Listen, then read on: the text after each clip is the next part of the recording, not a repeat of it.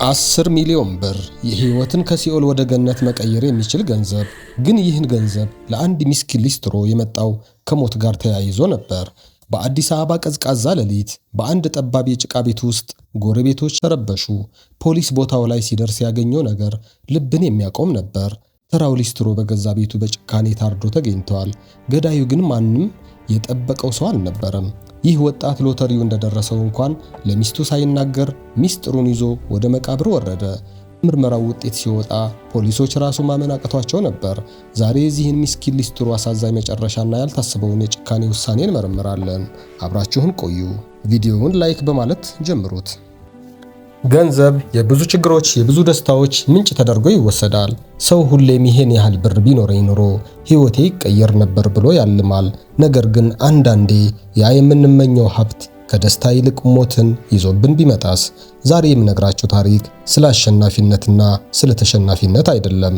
ይህ ታሪክ ስለ ፍቅር፣ ስለ ጥርጣሬ፣ ስለ አንድ አሳዛኝ የሎተሪ ትኬት ነው። 10 ሚሊዮን ብር አሸንፎ አንድም ቀን በደስታ ሳይኖር በገዛ ቤቱ በሚወዳት ሚስቱ ሕይወቱ ስላለፈው ምስኪን ወጣት ነው። ውሃው ሲወስድ እያሳሳቀ ነው አይነት አሳዛኝ ክስተት ነው። አብረን ወደ ታሪኩ እንዝለቅ። ታሪኩ የሚጀምረው እዚሁ አዲስ አበባ ፒያሳ ሰፈር ነው። ሰዓቱ ከምሽቱ 4 ሰዓት አልፏል። ቀኑ የክረምት ወራት ስለሆነ ውጪው በከባድ ዝናብና ጭቃ ተሞልቷል። የፒያሳ ሕንፃዎች በጉም ተሸፍነዋል። በዚህ ቀዝቃዛ ምሽት በአንዲት ከቆርቆሮና ከጭቃ በተሰራች ጠባብ ቤት ውስጥ ጎረቤቶች የለመዱት ጸጥታ በድንገት በከባድ ጩኸት ተረበሸ። የሴት የለቅሶ ድምፅ፣ የዕቃዎች መሰባበርና በመጨረሻም ልብ የሚሰነጥቅ የጣር ጩኸት ተሰማ። ጎረቤቶች በድንጋጤ ተሰብስበው ወደ በሩ ሲሄዱ በሩ ተቆልፏል። ወዲያውኑ ለፖሊስ ደወሉ። የፖሊስ መኪና ሳይረን እየጮኸ በጭቃው መንገድ ላይ ሲደርስ አካባቢው በሰዎች ተሞልቶ ነበር። ፖሊሶች በኃይል ሰብረው ሲገቡ ያዩት ነገር እንኳን ለቤተሰብ ለፖሊስም የሚከብድ ነበር። በዚያች ጠባብ ሳሎን ወለል ላይ በደም የተጨማለቀ የወጣት ወንድ አስከሬን ተዘርሯል። ከጎኑ ደግሞ እጆቿ በደም የተነከሩ አንዲት ወጣት ሴት አእምሮዋን የሳተች መስል መሬቱን እየፈጠጠች ትንቀጠቀጣለች። ማናት? ለምን ገደለችው ብሎ ለመጠየቅ ምርመራ አላስፈለገም። ወዲያውኑ እጆቿን ለካቴና ዘረጋች። ነገር ግን ፖሊሶች እሷን ይዘው ሲወጡ ከሟች ኪስ ውስጥ ያገኙት አንዲት ትንሽ ወረቀት የዚህን ታሪክ መልስ ሙሉ በሙሉ ቀየረው። ያች ወረቀት የሞት ፍርዱን የፈረመችበት ግን ደግሞ ሕይወቱን ሊቀይር የነበረች የሎተሪ ትኬት ነበረች። እስቲ ጊዜውን ወደ ኋላ እንመለስ። ወደዚህ አሳዛኝ ምሽት ከመድረሳችን በፊት ተስፋዬና ሮማን ማን ነበሩ? ተስፋዬ ገና በ28 ዓመቱ ላይ የሚገኝ ሕይወትን ለማሸነፍ የሚታገል ወጣት ነበር። ስራው ሊስትሮነት ነው።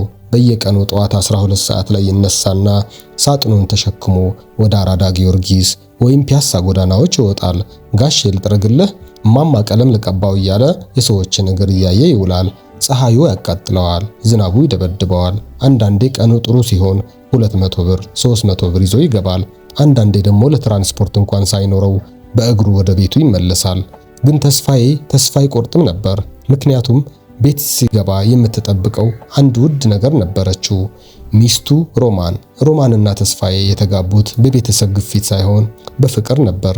ምንም እንኳን ድሆች ቢሆኑም ጠባብ ቤታቸው በፍቅር የተሞላች ነበረች። ሮማን ባሏን ታከብራለች፣ እሱም እንደዛው። ጎረቤቶቹ ሳይቀሩ እንዴት አይነት ጥንዶች ናቸው ብለው ይቀኑባቸዋል። ተስፋዬ ሁሌም ማታ እግሩን ታጥቦ ራቱ ሲቀርብለት ለሮማን አንድ ቃል ይገባላት ነበር። ሮማንዬ ትንሽ ታገሽኝ፣ ከዚህ አንድ ቀን ጭቃ አወጣሻለሁ፣ አንድ ቀን እንደ ወይዘሮ አኖርሻለሁ ይላታል።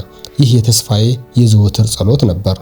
ከሳምንታት በፊት ተስፋዬ እንደለመደው ስራውን ጨርሶ ወደ ቤት ለመመለስ ሲዘጋጅ ኪሱ ውስጥ የተረፈች 20 ብር አገኘ።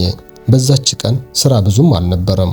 ሆዱን በጣም ራበው። ሻይ ጠጣው ወይስ ታክሲ ልሳፈርበት እያለ ሲወጣ ሲወርድ ብሔራዊ ሎተሪ አዟሪ አጠገቡ መጣ። አንተ ልጅ ይችን እድል ሞክራት፣ የ10 ሚሊዮን ብር ዕጣ ነው አለው። ተስፋዬ ብዙ ጊዜ ሎተሪ አይቆርጥም፣ ብር ማባከን ይመስለዋል። ግን በዛች ቀን የሆነ መንፈስ ገፋፋው። የመጨረሻውን 20 ብር አውጥቶ ትኬቷን ገዛ። ቁጥሩን እንኳን በደንብ አላየውም። በቃ ኪሱ ውስጥ ከተታትና በእግሩ ወደ ቤቱ ሄደ። የዕጣው መውጫ ቀን ደረሰ። ተስፋዬ ሊስትሮ ሳጥኑ ላይ ተቀምጦ ሬዲዮ ሲሰማ የሎተሪውን ቁጥሮች መነበብ ጀመሩ። ልቡ መምታት ጀመረ። ኪሱ የነበረውን ትኬት አወጣ። የመጀመሪያው ቁጥር ትክክል ነው፣ ሁለተኛው ቁጥር ትክክል ነው፣ ሶስተኛው፣ አራተኛው፣ ሁሉም ቁጥሮች ከትኬቱ ጋር አንድ አይነት ናቸው። ተስፋዬ አይኑን ማመን አቃተው። ሬዲዮ ይዞ ወደ ጆሮ አስጠጋ። አዎ ምንም ጥርጥር የለውም፣ እሱ የ10 ሚሊዮን ብር አሸናፊ ነው። በዛች ቅጽበት የተሰማው ስሜት መናገር ይከብዳል። መጮህ ፈለገ፣ ግን ድምፅ አልወጣውም። መሮጥ ፈለገ፣ እግሩ ከዳው። ያ በጭቃ የተጨማለቀ ሊስትሮ በሴኮንዶች ውስጥ ሚሊዮነር ሆነ። ነገር ግን እዚህ ጋር ነው ታሪኩ ወደ ጨለማ መዞር የጀመረው። ተስፋዬ ይህንን ደስታ ወዲያውኑ ለሮማን አልነገራትም። ለምን? የሰው ልጅ ባህሪው ስብስብ ነው። ምናልባት ገና ብሩ እጁ ሳይገባ ለፍላፊ መሆን አልፈለገ ይሆናል። ወይም ደግሞ ብሩን ባንክ ካስገባ በኋላ አንድ ቆንጆ ቤት ገዝቶ ቁልፍን ይዞ ቢመጣባትስ? ሊያስደንቃት፣ ሰርፕራይዝ ሊያደርጋት? ወይስ እግሮቿ ስር ወድቆ የኔ ንግስት ቃል ኪዳኔን ፈጸምኩ ሊላት አስቦ ይሆናል? ምክንያቱም ምንም ይሁን ምን ተስፋዬ ለጊዜው ሚስጥሩን ለመያዝ ወሰነ። ይህ ውሳኔ ግን በቤታቸው ውስጥ አዲስና እንግዳ ሁኔታ ፈጠረ። ተስፋዬ ተቀየረ። አሁን መዘግየት ጀመረ። ብሩን እንዴት እንደሚቀበል ለማጣራት ወደ ሎተሪ አስተዳደር ይሄዳል። መንገድ ላይ ሱቅ እያየ ይቆማል። ማታ ሲገባ እንደ ድሮ ተጫውቶ አይተኛም። በሐሳብ ይብሰለሰላል። ይህን ብር ምን ላይ ላውለው? ለማን ልንገረው እያለ ይጨነቃል። ከሁሉም በላይ ደግሞ ስልክ ሲደወልለት ይደናገጣል። የሎተሪው ሰዎች ለሂደት ሲደውሉለት ከሮማን ርቆ ሄዶ በሹክሹክታ ያወራል። ይህ ሁሉ ሲሆን ሮማን በዝምታ ትታዘበዋለች። ለሷ የተስፋዬ ሁኔታ አንድና አንድ ትርጉም ብቻ ነበር ያለው። ተስፋዬ ሌላ ሴት አግኝቷል። ሴት ልጅ በተፈጥሮ ስሜቷ ፈጣን ነው። ባሏ ሲቀየር ቶሎ ይገባታል። ግን የሮማን ጥርጣሬ መሰረት አልነበረውም። ተስፋዬ፣ አዎ ተስፋዬ፣ ነገ እንገናኝ፣ ጉዳዩን እንጨርሰው እያለ በስልክ ሲያወራ የሰማችው ከሎተሪ ቢሮ ሰዎች ጋር እንጂ ከሴት ጋር አልነበረም። ለሮማን ግን ይህ የክህደት ንግግር መሰላት። ቀናት አለፉ። ሮማን ውስጧ እየነደደ ነው። ጎረቤቶችም የባሰ ነገር ይጨምሩባታል። ባክሽ ይሄ ባልሽ አሁን አመሉ ተቀይሯል፣ ቀበጥበጥ ማለት ጀምሯል እያሉ ይነግሯታል። ቅናት አደገኛ በሽታ ነው። አእምሮን ሰላም ይነሳል፣ ፍቅርን ወደ ጥላቻ ይቀይራል። ሮማን ማታ ማታ ተስፋዬ ሲተኛ ስልኩን ትፈትሻለች፣ ኪሱን ታያለች፣ ምንም አታገኝም። ግን ይህ የባሰ እንድትጠራጠር አደረጋት። በጣም ጥንቃቄ እያደረገ ነው ማለት ነው፣ ሊተወኝ ወስኗል ብላ ደመደመች። በድህነት አብራው የኖረችው በረሃብና በጥማት አብራው የተሰቃየችው ሮማን አሁን ትንሽ ህይወቱ ሲስተካከል ሌላ ሴት ፍለጋ መሄዱን ማሰብ አቃታት። የግድያው ቀን ደረሰ። ቀን ላይ ተስፋዬ ወደ ሎተሪ አስተዳደር ሂዶ የመጨረሻውን ፊርማ ፈርሞ ነበር። በማግስቱ ጠዋት ቼኩን ተቀብሎ ብሩን ወደ ባንክ ያስገባል። ተስፋዬ በደስታ ሰክሯል። ወደ ቤት ሲመለስ ለሮማን የሚሆን አንድ የሚያምር ቀሚስ ገዝቶ በፔስታል ጠቅልሎ ቁም ሳጥኑ ውስጥ ከኋላ ደበቀው። ነገ ብሩን ሲያበስራት አብሮ ሊሰጣት አስቧል። ሮማን ግን ቁም ሳጥኑን ስትከፍት የተደበቀውን ቀሚስ አየችው።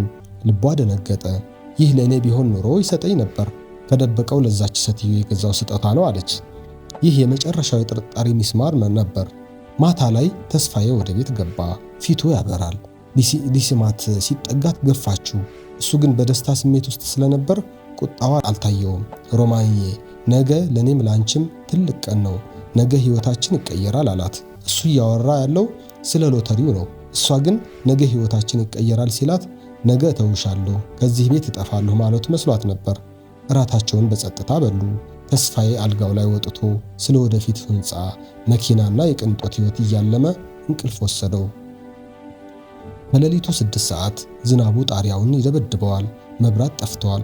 ሮማን ከአልጋዋ ተነሳች። በእንቅልፍ ልቡ ፈገግ የሚለውን ባሏን ተመለከተች።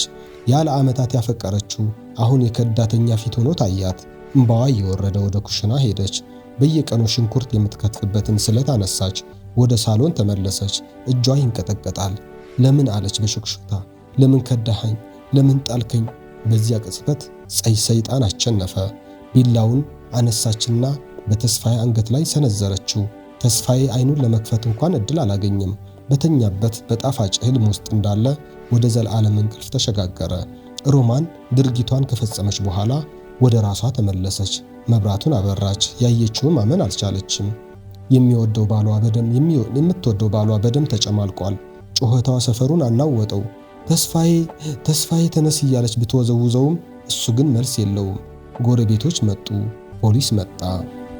ፖሊስ ጣቢያ ውስጥ መርማሪው ሮማንን በሐዘን እያየ አንገቱን ይነቀንቃል። ለምን ገደልሽው አላት። ሮማን እያለቀሰች ሊተወኝ ነበር፣ ሌላ ሴት ይወዳል፣ ስልክ ሲያወራ ሰምቼዋለሁ፣ ለዛች ሴት ቀሚስ ገዝቶ ደብቆ አግኝቼበታለሁ አለች። መርማሪው ትንፋሹን ዋጥ አድርጎ አንድ የፕላስቲክ ከረጢት ጠረጴዛው ላይ አስቀመጠ። ከረጢቱ ውስጥ በጣም በደም የተበላሸ የሎተሪ ቲኬትና አንድ ደረሰኝ አለ። ሮማን አለ መርማሪው በረጋ ድምፅ፣ ባልሽ ሌላ ሴት አልነበረችውም። ስልክ ሲያወራ የነበረው ብሩን ለመቀበል ነበር። ይሄ የምታይ ወረቀት የ10 ሚሊዮን ብር ሎተሪ ቲኬት ነው። ትላንትና አረጋግጦ መጥቷል። ይህኛው ደረሰኝ ደግሞ የደበቀብሽ ቀሚስ ደረሰኝ ነው። ቀሚሱ የተገዛው ላንቺ ነበር። ባልሽ ነገ ይህንን ብር ተቀብሎ አንቺን አስውቦ ከድህነት ሊያወጣሽ ነበር ያቀደው። አንቺ ግን በትዕግስት ማነስ በጥርጣሬ ምክንያት ባልሽን ገደልሽ፣ እድልሽንም አበላሸሽ። ይህንን ስትሰማ ሮማን የፈጠረችው ድባብ ለመግለጽ ይከብዳል። በምርመራ ክፍል ውስጥ የነበሩ ፖሊሶች ራሱ ጆሮአቸውን እስኪይዙ ድረስ ነበር የጮኸችው። ፀጉሯን ትነጫለች፣ ራሷን ከግድግዳ ጋር ታጋጫለች። ውሸት ነው፣ በእናትህ ውሸት ነው በለኝ እያለች ለመነችው። ግን እውነት ነበር። የጥርጣሬ መርዝ፣ የችኮላ ውሳኔ የሁለት ወጣቶች ሕይወት አጠፋ። ተስፋዬ ወደ መቃብር፣ ሮማን ወደ ወህኒ ወረዱ። ያ የ10 ሚሊዮን ብር ሎተሪ ቲኬትም የማስረጃ ፋይል ውስጥ ተቀመጠ። ማንም አልበላውም። ይህ ታሪክ ምን ያስተምረናል? በሕይወታችን ውስጥ ትልቁ ጠላታችን የውጭ ሰው አይደለም። ትልቁ ጠላታችን በውስጣችን የሚፈጠር ጥርጣሬና አለመነጋገር ነው። ተስፋዬ ሚስጥሩን ባይደብቅ ኑሮ ዛሬ በሕይወት ይኖር ነበር። ሮማን ከመወሰኗ በፊት ብትጠይቀው ኑሮ ዛሬ ሚሊዮነር ትሆን ነበር። ግን ቢሆን ኑሮ አይሰራም። ውድ ተመልካቾቻችን የዛሬው ታሪካችን ይህን ይመስል ነበር። በሕይወታችሁ ላይ እንደዚህ አይነት ሚስጥር ገጥሟችሁ ያውቃል? እናንተስ ብትሆኑ ለትዳር አጋራችሁ የሎተሪውን ነገር ትደብቃላችሁ ወይስ ወዲያውኑ ትናገራላችሁ? ሐሳባችሁን ኮመንት መስጫው ላይ ያስቀምጡልኝ። ይህ ቪዲዮ ከተመቻችሁ ላይክ፣ ሰብስክራይብ በማድረግ ቤተሰብ ይሁኑ። በሌላ አስገራሚ የወንጀል ምርመራ ታሪክ እስክንገናኝ ቸር እንሰንብት።